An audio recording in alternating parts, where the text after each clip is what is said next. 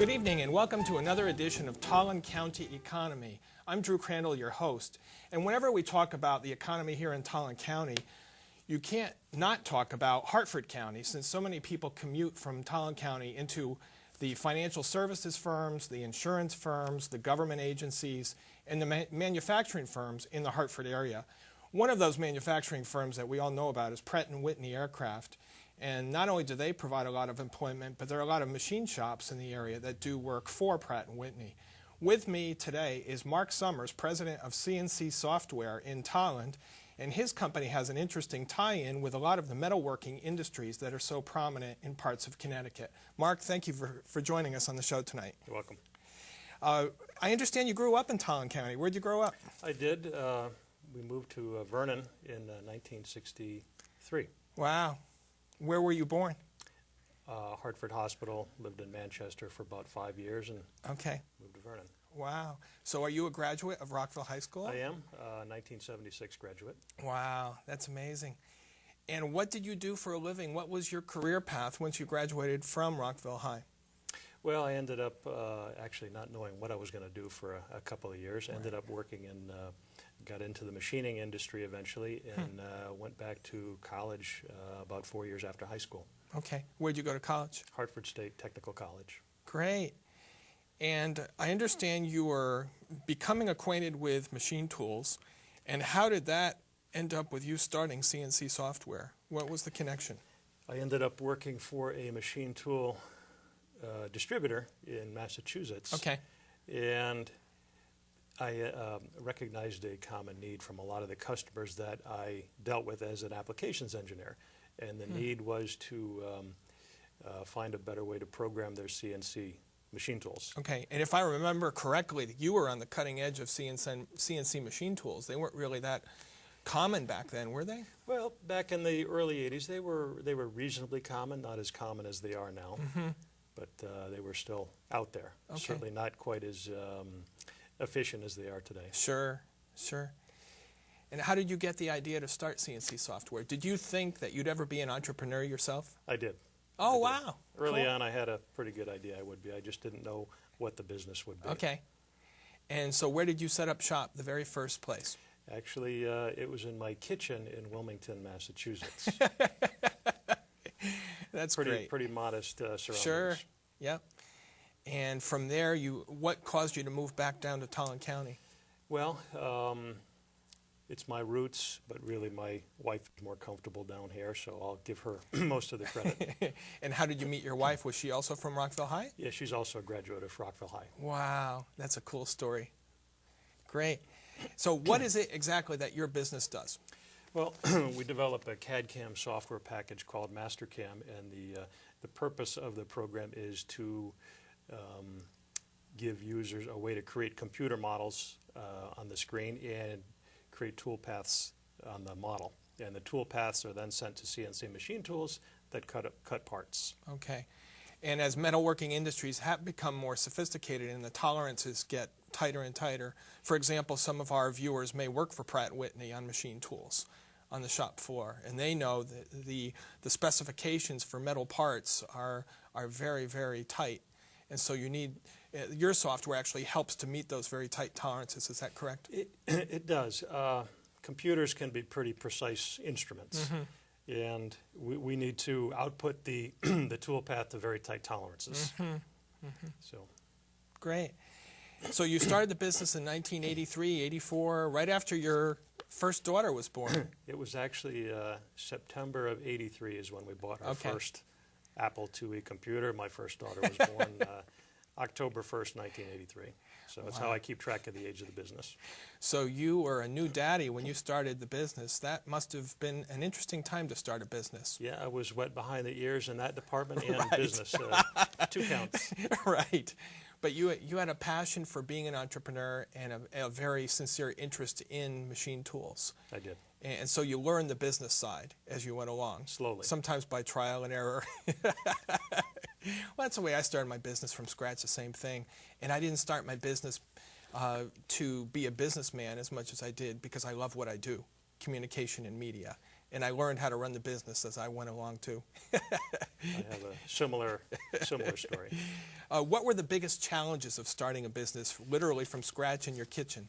There was really lots of challenges, just common business practices I was not really aware of. Eventually the challenges turned into finding good people, creating an environment to keep good people. Right. Eventually how to manage a reseller network worldwide. So it's been a lot of work. It's been a lot of work. Yep. Yeah, a lot of rewards too. Who and where are your customers? The customers can be anyone from a one-man shop to a Fortune 100 company. Okay. Really anybody that has a CNC machine tool. Okay. So it could be a small shop or a large shop. But And what are some CNC machine tools? Lathes, milling machines, machining centers? exactly, Okay. all of those. Okay. And so if I'm understanding things correctly, you have resellers who sell your software to the actual job shops and manufacturing firms. And they're located across the United States? About 50% of our business is in the U.S., and the rest is spread out through about 40 different countries. Okay. I noticed from your website you have quite a trade show schedule. We do. It's pretty amazing, from Brazil to the Midwest here in the United States, the Pacific Coast, to Bangkok, my gosh, Alabama, Florida, New Orleans. Oh, I wonder what they're going to do with that one. Indianapolis, California, all over the place. Of course, East Tech right here in our area. That's our largest show in New England. Right, right. So you know how to promote. You understand that you need to get out there and showcase who you are and what you do and what your products are. We do. We're good developers. We have a good product, but just as important, we need to be able to market the product so the Right. world knows about it. That's right. And so from a kitchen, you have become literally a global business. Yes. That's pretty amazing. How many people do you currently employ across the country or around the world? Well, our direct staff is a little over 100 people. Indirectly, we have about 300 to 400 resellers around the world. Right. Okay. So most of these 100 people are located right here in Tolland. Is that correct? Most of them, about 90, are right in work at our building in Tolland. Okay. Great. So you're creating jobs for Tolland County residents and residents of Connecticut. We're doing our best. Yep. What's amazing, I do a lot of public speaking, and I ask at business conferences, how many people in this room have ever created one job? And I just did this a couple of weeks ago, and not one hand went up. And I don't think many people realize just what it takes to create a job. We want to create jobs and we want the economy to grow, but sometimes people don't realize just how much of a commitment it is, financially and in many other ways. What an effort it takes to create jobs. Speaking of your headquarters in Tolland, I know you used to be located in the Tolland Industrial Park, right near Gerber. We did. We were located right next to you when I started my business, and I actually moved into your old space. And then you moved to Merrill Road, Route 195, near Nearac. And then you built a facility closer to Route 30, closer to the industrial park. It's a very nice facility that you have there. And I understand with natural gas prices being what they are today and what oil prices are, you have a rather interesting way of heating and cooling your building. Could you tell us about that?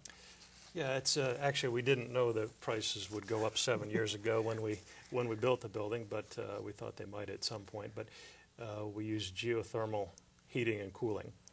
And for the layperson, what does that mean? Essentially, you use the earth as a heat sink, and you pump the heat or the cold from the earth into the building, depending on if it's summer or winter and what the needs are. So we have about 30 wells drilled in the property. Each well is 300 feet deep. Piping goes in the well, absorbs the heat from the ground. We bring it into the building. It works similar to a refrigerator in your house, but on a different scale. Wow. So compared to what you used to pay for natural gas or oil, other electric heat, whatever it was in the building on Route 195, have you found that it's been efficient for you financially? It has, however, that building was geothermal as well. It was? It was. Wow. Okay. Cool. So we've done some studies and estimated what it would cost if we were to heat with gas or oil, and we think there's maybe a 20 to 30% savings. Okay. Wow. And of course, the building in the Tolland Industrial Park with the concrete slab there was electric heat, if I remember correctly. Yes. Now, what caused you to go onto that geothermal trail years ago? Just an interest in energy management and looking around for better ways to do things. Right. Memories of the 70s gas crisis. Yes. What excites you most about running a business? Now that you've done it for, 22 years? What makes you get up in the morning and look in the mirror and say, this is cool, this is good? Well, from a selfish point of view, I have something pretty interesting to do every day. The challenge of keeping the business growing, watching our employees and resellers base their careers around our product. Right. There are a lot of people that do depend on that technology. I mean, when you trace the ripple effect all the way to things like airplanes, and generically speaking, what kinds of products actually are manufactured with your software? What kind of end product? Almost any product you can think of, automotive, aerospace, furniture, any type of hardware. Okay. It's so musical instruments. Okay. So, and you're a guitarist, is that right? A little bit? Yeah. A little bit. So in other words, viewers who go to Bradley Airport, it's very likely that when they get on an airplane to fly somewhere, that somewhere in that airplane are parts that were manufactured using your software? That's quite likely. And if they drive to the airport, it's quite likely that they would have parts that were produced with your software in their cars? Yes.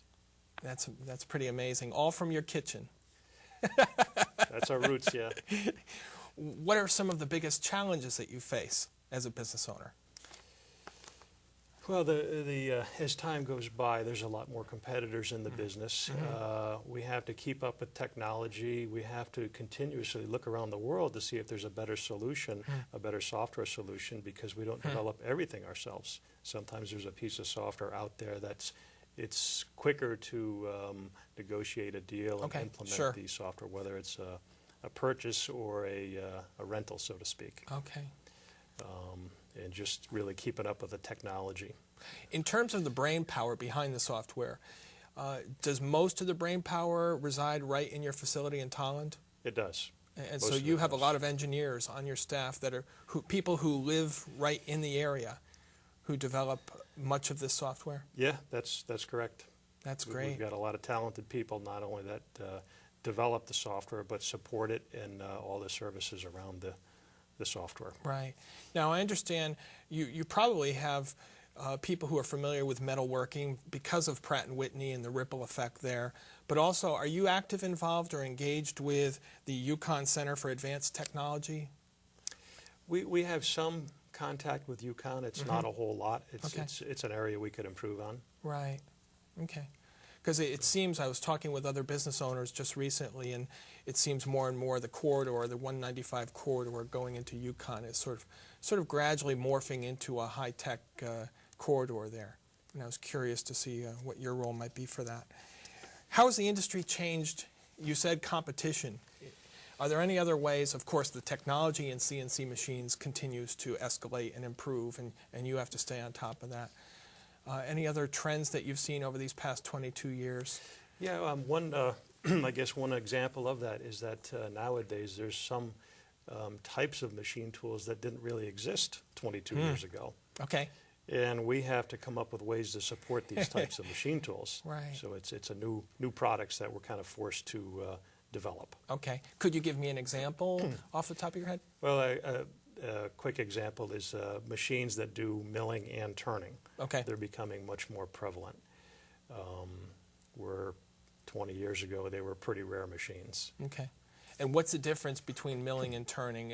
If you have a metal part that you need to shape, what's the difference? Well, turning is usually thought of to create round parts. Okay. And milling is, it can be a round part, but you're not limited to those constraints. Okay. One thing we were talking about before we started taping tonight is that not only are you in metalworking industries, which was really your origin, but you're now into woodworking. So we may have some viewers, especially in Tolland County. There's a lot of wood around here. People who like to work with wood. Your software is actually being engineered for those kinds of machines as well. Is that correct? Yeah, that's correct. Actually, the principle for machining wood is similar to the metalworking principles. And nowadays, there's a lot of wood shops that are purchasing CNC equipment.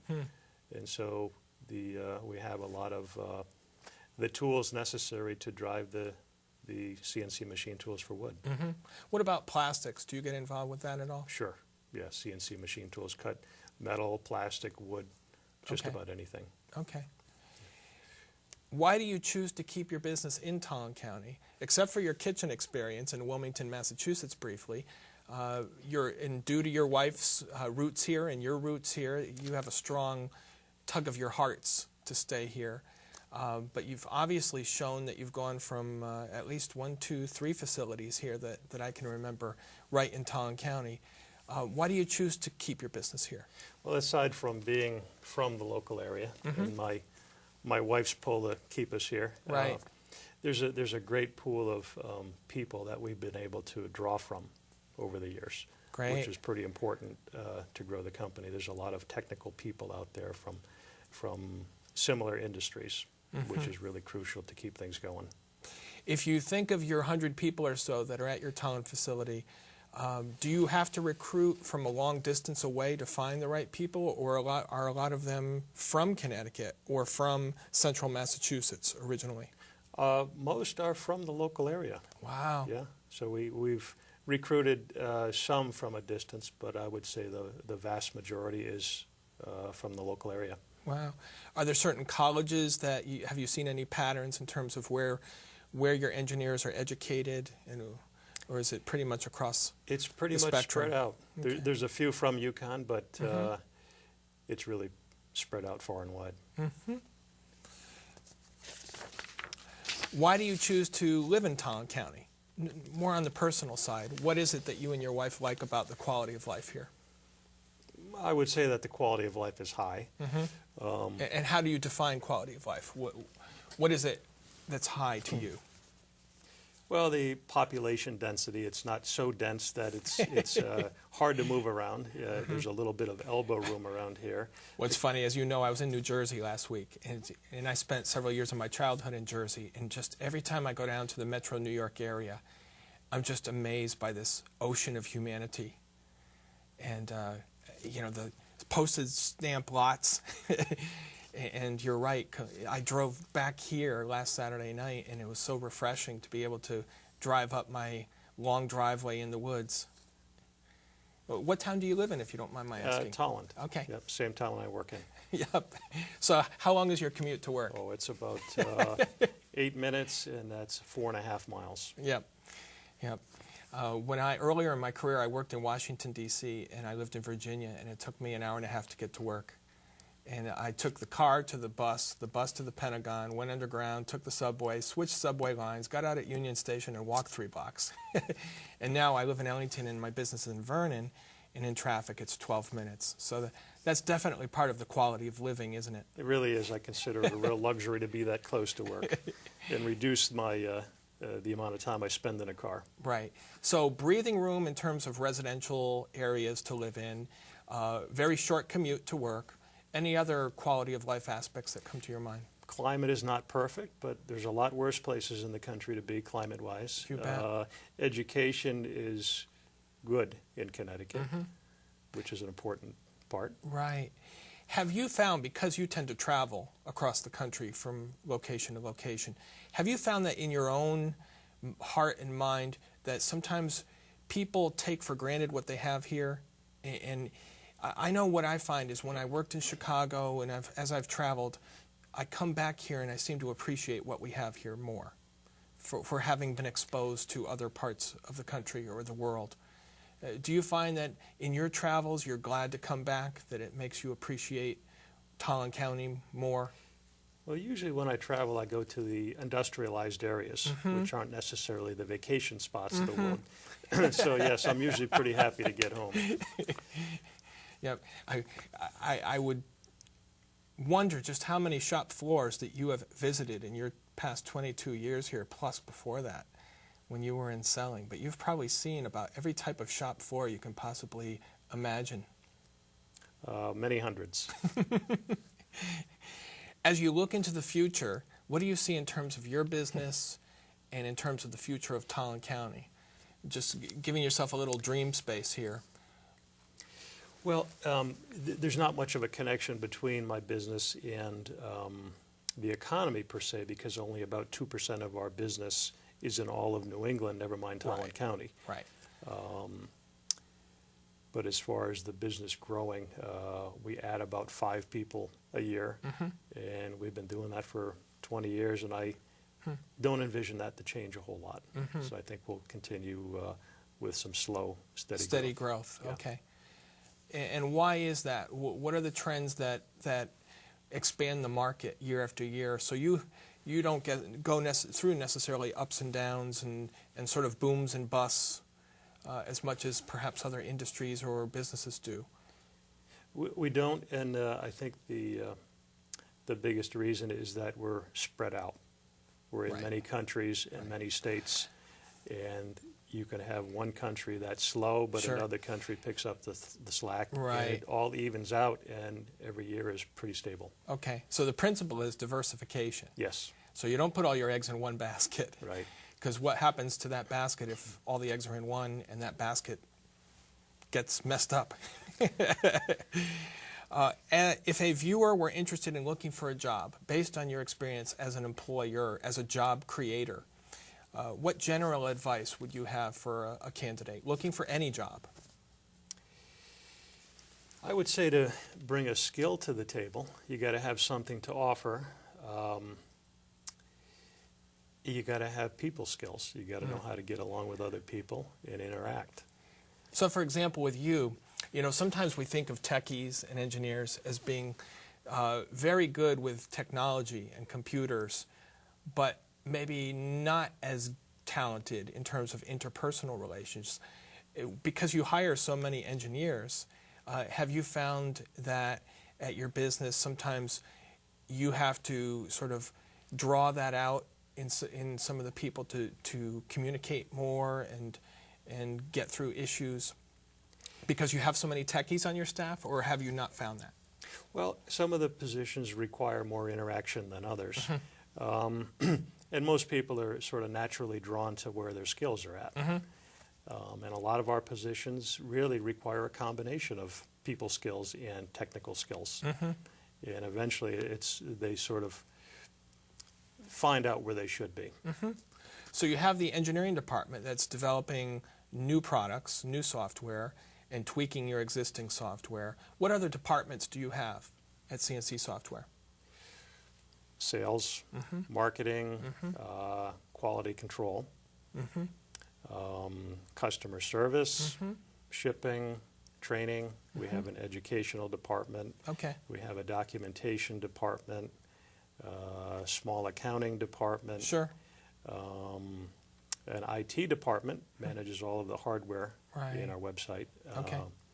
I'm sure I'm missing a couple departments here, but that's some of them. Right. So you have people with different personalities and different educational levels, different skills, etc. And part of your challenge is to make them all work in unison every day. All work as a team with the same goal.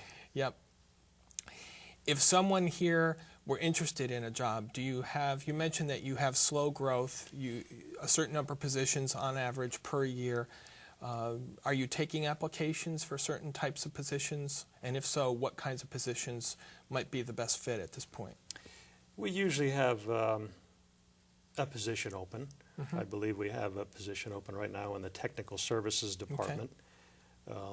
Knowledge of CNC machining would certainly be a plus, as well as I mentioned before, good interaction skills. Because a lot of the positions are in support, and they need to support the customers and the resellers that call in with questions and problems. And if a viewer were interested in starting a business of his or her own, what general advice might you give that person? I would say learn as much as you can about the business you want to enter into. Hopefully work for a company in that business. Right. Maybe learn a little bit from their mistakes. Talk to as many business people as you can. Talk to successful ones. Talk to people that have failed the business to try to find out what went wrong. Sure. So do the research and talk to a lot of people. Yeah. I appreciate and can relate to what you said about having some experience in your field. Because when I started my business, I did exactly what I did previously for my other employer. So it was a seamless transition professionally, going from being vice president of an ad agency to the owner of an ad agency. But I don't know if you remember, on Route 30 years ago, there was a business, a retail business, and a shop floor person from a major manufacturing firm actually spent her retirement funds, or a good chunk of them, to start this retail business.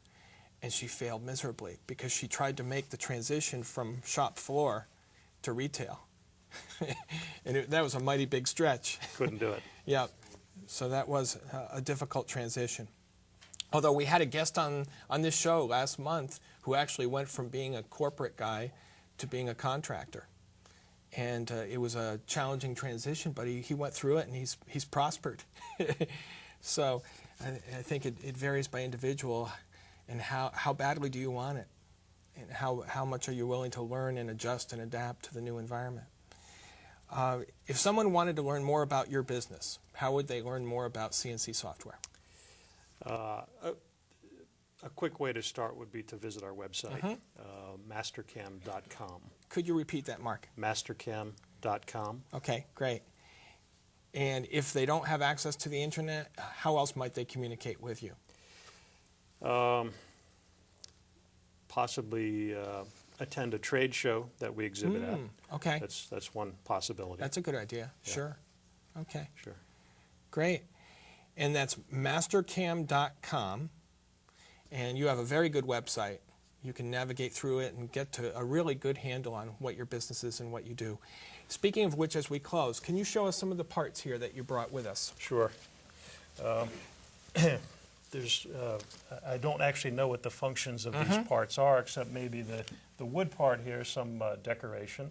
This is some sort of impeller, probably for the aerospace industry.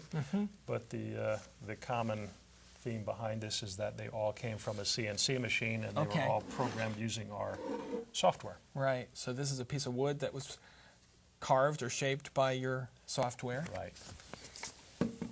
So they're fairly complex shapes. Yes, they are. And they came Very directly interesting. from a computer model on the screen. Wow. So engineers use your product not only for the manufacturing, but also for the design. Is that correct? That's correct. Great. Wonderful. Well, thank you very much for joining us for Tolland County Economy. We hope that you've enjoyed meeting Mark Summers and learning more about mastercam.com and CNC software, a local business here in Tolland County, that was started in a kitchen in Wilmington, Massachusetts, and now is literally a global company with a global influence that touches probably, if the truth were known, billions of people's lives every day, and they don't realize it. So we talk a lot about this show about how Tolland County has a thriving economy with a local, regional, national, and international impact. And CNC Software is one of those companies right here in our own backyard that affects this world for good every day. Thank you very much for tuning in. Please visit our website at tollandcountyeconomy.com.